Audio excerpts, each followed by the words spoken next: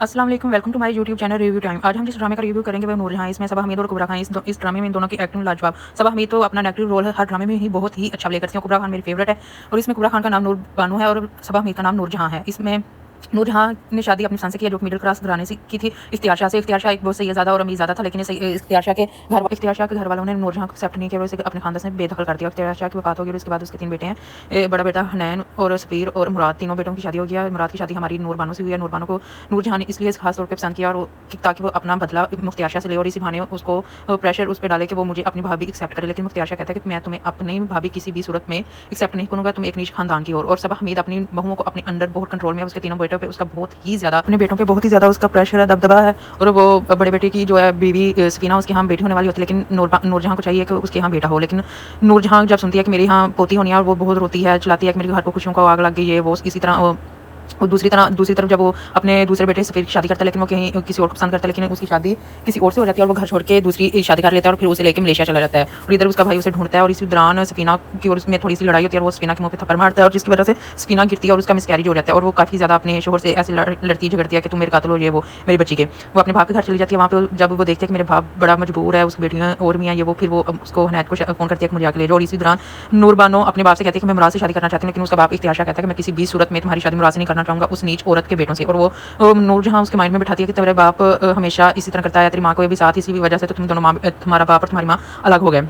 और वो उसको उसके दिल में अपने बाप के खिलाफ बातचीत करती है। और नूरजहां जब उसका बाप उसे मुराद से पकड़ता है और उसे बोलता है कि आज के तुम इसके साथ नहीं मिलोगे और वो यूएस अमेरिका चला जाता है। और वो नूरजहां को बोलता है कि अब मुराद बोलता है कि चाचा नहीं मान रहे मामा, अब क्या करेंगे। तो उसकी माँ कहती है कि तुम ये सब मेरे पे छोड़ दो और मैं तुम्हारी शादी नूर बानो से ही करवा के रहूंगी। और जब वो नूर बानो के घर जाती है और कहती है कि तुम्हारा बाप किसी भी सूरत में इस रिश्ते पे नहीं मानेगा, क्यों ना मैं चाहती हूँ कि तुम मेरी बहू बनो और तुम मेरे साथ चलो, मैं तुम्हारा आज मुराद से शादी करवा देती हूँ। वो कहती है कि ऐसे कैसे आंटी, मेरे बाबा इधर नहीं है। वो कहती है अगर वो इधर हुए तो तुम्हारी किसी भी सूरत मुराद से शादी नहीं करवाएंगे और किसी कहीं और तुम्हारी शादी हो जाएगी। और नूर बानो चिपली छुपली बातों में आ जाते हैं नूरजहां को, नूरजहां के साथ चली जाती है, निकाह कर लेते हैं। नूरजहां वहीं पे निकाह करते हुए उसके बाप को उसकी शादी की तस्वीरें सेंड करती हैं कि ये देखो तुम्हारी बेटी की शादी मैं अपने बेटे से करवा के आई और मैं तुमसे जीत गई। और उसी टाइम इख्तियार शाह वापस पाकिस्तान की टिकट बुक करवाता है और आता है और नूर बानो को बोलता है कि तुम मेरे साथ चलो, ये औरत एक गिद्दर की तरह रंग बदलती है, तुम इसको नहीं जानते। और कहती है कि बाबा मैं यही रहूंगी मुराद के साथ और यही मेरा घर है, मैं आपके साथ नहीं जाऊंगी।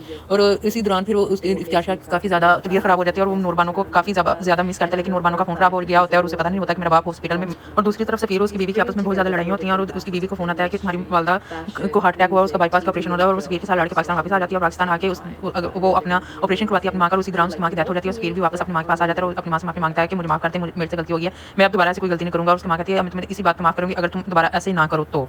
इसी रोजमर्रा की रूटीन में नूरजहां उसे नूर बानो पे अपना असर रंग दिखाना शुरू हो जाती है, उससे घर का काम काज करवाना शुरू करती है। और नूरजहां की और इसी बात पे मुराद की काफ़ी आपस में लड़ाई भी होती है। और एक दिन नूर बानो से नूरजहां कहती है कि बानो मुझे प्लेट में खाना डाल कर दो। नूर बानो कहती है आपने मुझे बोला, कहती हाँ आज से तुम्हारा नाम नूर बानो है। वो कहती है कि नहीं मेरा नाम आप मेरे से कोई नहीं छीन सकते, मेरा नाम नूर बानो है और नूर बानो रहेगा। वो कहती है कि नहीं एक नाम के दो इंसान हो सकते हैं। कहती है मेरा नाम है कोई, मैं पटी नहीं हूँ कि कोई मेरा नाम कोई भी रख दे और मेरा नाम यही रहेगा। इस बात को लड़के चली जाती है और मुराद बोलता है कि तुम मेरी माँ से माफी मांगो। वो कहती है मैं तुम्हारी माँ से कभी माफी नहीं मांगूंगी। और इसी दौरान में काफ़ी ज़्यादा लड़ाई झगड़ा होता है। अगले दिन वो नाश्ते के टेबल पे आती है तो हनैत बोलता है अगर तुम मेरी मामा से माफी मांगो कि तो यहाँ पे खाना खाओगी, वरना हम में से कोई तुमसे बात नहीं। उसको नाश्ते के टेबल से उठा दिया जाता है। वो गुस्से से चली जाती है और बोलती है कि मुराद तुम्हारे सामने मेरी इंसल्ट कर रहे हैं तुम्हारे भाई। वो कहता है कि तुम नूर मामा से माफी मांग लो और बैठ जाओ। वो कहती है ऐसा मैं कभी नहीं करूँगी और अपने कमरे में चली जाती है। नूर बानो का फोन खराब होता है, वो फोन खराब सही करवाने के लिए मार्केट जाती है और सोचती है कि मैं जाते हुए बाबा से भी मिलती जाऊँगी। जैसे भी नूर बानो अपने घर से निकलती है तो उसका बाप नूर बानो के घर आता है और वो बोलता है कि नूर बानो कहाँ हो तुम। इसी दौरान नूरजहां आ जाती है, कहती है कि ये तुम्हारी अब बेटी नहीं मेरी बहू है और इस अंदाज में तुम्हारे घर में दाखिल हुआ। कहती है मैं तुमसे बात नहीं करना चाहता, मैं अपनी बेटी से मिलने आया हूँ। कहती है कि तुम्हारी बेटी से तुम्हें उसी वक्त मिलने दिया जाएगा जब तुम मुझे अपने भाव तस्लीम करोगे। वो कहता है कि मैं तुम्हें कभी किसी सूरत भी अपनी भाव तस्लीम नहीं करूँगा, चाहे मैं मर भी जाऊँ। इसी दौरान नूरजहां को ऐसे धक्का देता है, नूरजहां गिरती है और मुराद और सफीर हनैत भी आ जाती है। मुराद अपने चाचा का गला फाड़ देता है और हनैत और सफीर अपने चाचा को धक्के मार के घर से बाहर निकाल देते हैं। और इसी दौरान उसको इख्तियार शाह को हार्ट अटैक होता है और हॉस्पिटल जाता है। और नूर बानो जब अपने घर जाती है वो पूछती है कि बाबा कहाँ। कहते हैं कि वो तो अभी बाहर गए हैं। तो जब फोन करके पूछती है अपने नौकर से तो कहता है मैं मैडम जी शाह साहब की हार्ट अटैक हुआ हॉस्पिटल में। जब हॉस्पिटल में जाता है तो उसका बाप कहता है कि ये देखो मेरा फड़ा हुआ गला, जो तुम्हारे शोहर मेरे गले को फड़ा है और तुम्हारे जो दूसरे उसके भाई हैं हनैद और सफीर उन्होंने मुझे मार के मुझे धक्के देकर घर से निकाला है और तुम मेरी बेटी हो, तुम मेरी इस बेइज्जती का बदला लोगी और उसको उसी के हाथों नूरजहां को उसी के औलाद के हाथों से शिकस्त दोगी और तुम वादा करो तुम मेरा बदला लोगे ना। वो कहते बाबा आप ठीक हो जाए मैं सब कुछ। वो कहती है कि बाबा मैं उस घर में नहीं जाऊँगी। वो कहता नहीं तुम्हें उस घर में जाना पड़ेगा, तुम नूरजहां से मेरी बेइज्जती का बदला लोगी और उसके बेटों को उसके थ्रू से लोगी, उसके बेटों को उससे अलग कर दोगे। वो कहती है मैं वादा करती हूँ लेकिन आप खामोश हो जाएं, आपकी तबीयत खराब हो रही है। वो कहते हैं नहीं तुम बस मेरे से वादा करो इसी तरह उसके बाद की डेथ हो जाती है। और दूसरी तरफ मुराद लोग सब घर में होते हैं, तो आता है हुनैर के मुराद उसकी डेथ हो गई इख्तियार चाचा की, और सब लोग जाते हैं। तो फिर जब मुराद कहता है कि मामा मुझे वहाँ पे सबसे पहले जाना, वो कहते नहीं हमारे साथ ही जाओगे। फिर सब वहाँ जाते हैं और रात को सब वापस आ जाते हैं। जब वो नौकरानी से पूछते हैं कि